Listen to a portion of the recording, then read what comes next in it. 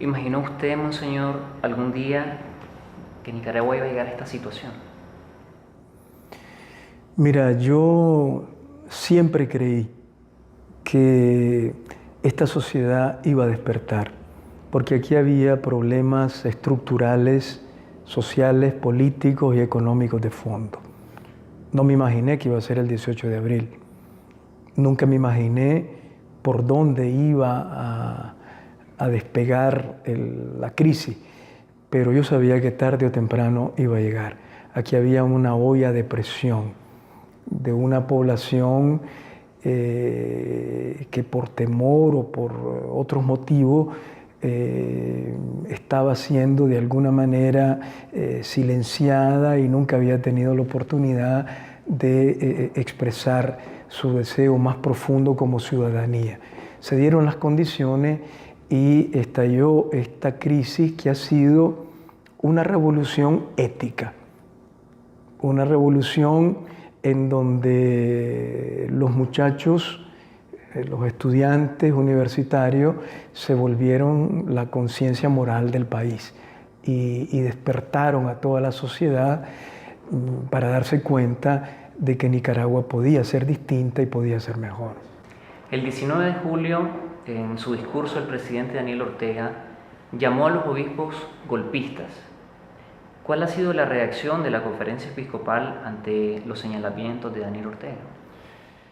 Bueno, nosotros no nos hemos dado por aludidos porque en ningún momento como obispos hemos participado de ningún golpe de Estado.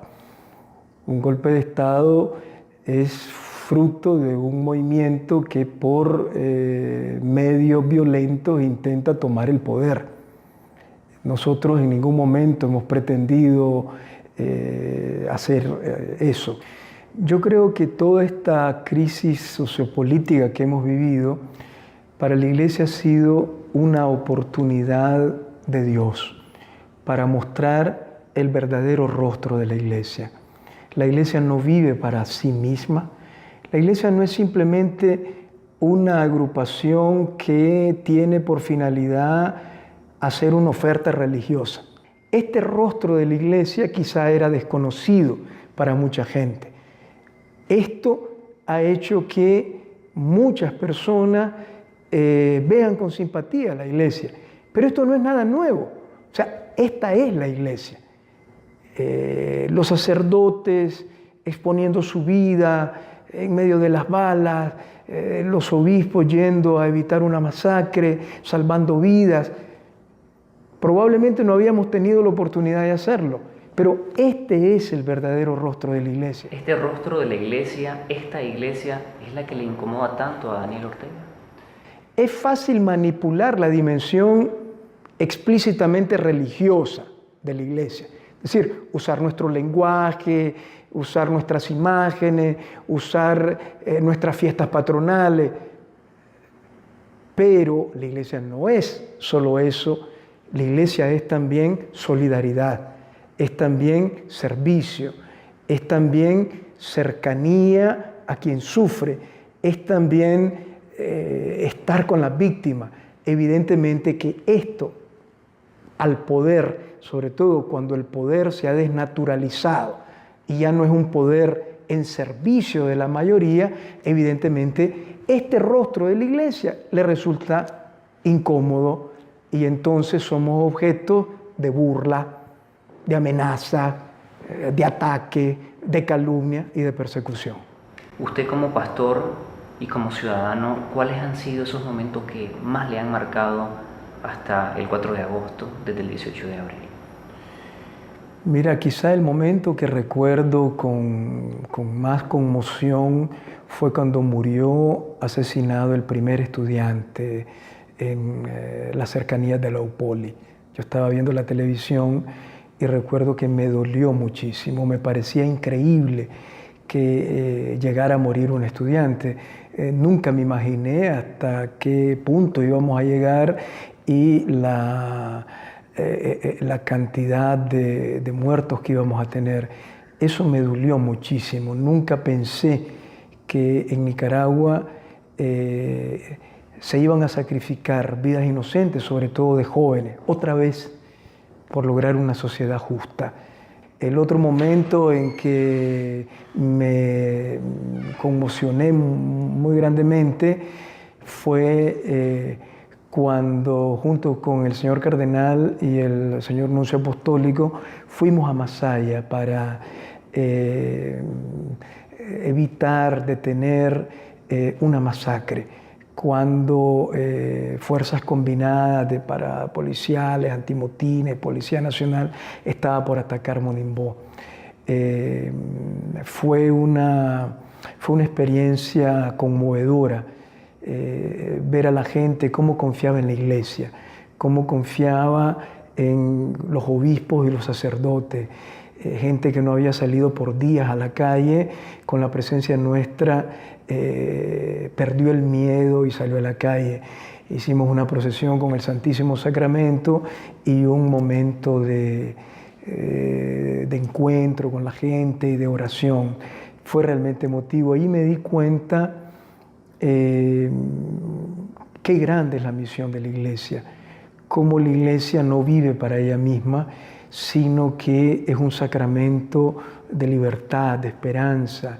Es realmente una comunidad destinada a ser constructora de paz y consoladora de seres humanos. A diferencia de esa experiencia de Masaya, ¿cómo vivió lo que pasó en Diriamba? Lo que pasó en Diriamba también fue otro momento conmovedor. En aquel momento yo solo pensaba en cómo era posible que hubiera gente con tanto odio. ¿Cómo era posible que nicaragüenses fueran capaces de tanta violencia, de tanta irracionalidad? Realmente sentí mucha pena por mi pueblo, porque nunca había visto tan de cerca y sobre todo sufriendo la agresión a un grupo tan numeroso de nicaragüenses. Me dolió ver al pueblo de Nicaragua en una actitud tan agresiva. Los nicaragüenses no somos así. Este es un pueblo alegre, trabajador, pacífico, honesto, y eso lo viví con mucho dolor. Cuando me preguntaron sobre la agresión que yo sufrí, yo dije, esto no es nada para lo que está sufriendo todo el pueblo de Nicaragua. Y en aquel momento no era nada lo que nosotros podíamos haber sufrido de agresión verbal o física frente al dolor que yo sentía ante aquellos nicaragüenses tan llenos de odio y tan agresivos. El Papa Francisco está enterado de la situación de la Iglesia en Nicaragua. ¿Cómo ha reaccionado el Vaticano? Sí, el Papa Francisco ha seguido con mucho interés lo que ha ocurrido en Nicaragua. El señor cardenal Leopoldo José Brenes, monseñor Rolando Álvarez, obispo de Matagalpa, tuvieron la oportunidad de entrevistarse personalmente con él y poderle personalmente exponer la situación que estábamos viviendo en Nicaragua a nivel social y como iglesia. A mí personalmente me consta que el Papa está muy bien informado de lo que ocurre porque en dos ocasiones he tenido yo también la oportunidad de conversar con él. Los obispos nos sentimos en este momento absolutamente respaldados por el Papa. Sus oraciones nos fortalecen y sabemos que sigue con muchísimo cariño hacia el pueblo de Nicaragua y con mucho interés el desarrollo de los acontecimientos en el país. ¿Qué cree usted que haría Jesús si en su condición humana estaría ahora en Nicaragua? Haría lo mismo que hizo en su tiempo, pero lo haría hoy en otro contexto. Ahora, eso es lo que nos toca hacer a nosotros. Como cristianos, como seguidores de Jesús, comportarnos como Él, no solo en la vida personal, no solo en la vida familiar, no solo en la vida profesional, sino también dentro del sistema económico, dentro de las opciones políticas, dentro de la construcción de la sociedad, ejerciendo mis derechos y deberes, buscando el bien común. Entonces, el creyente tiene que preguntarse siempre, como ha dicho el Papa Francisco, ¿qué haría Jesús en mi lugar? Entonces, la dimensión política de la fe es imprescindible. Un cristiano no está completo si su fe no incide en la dimensión social y política.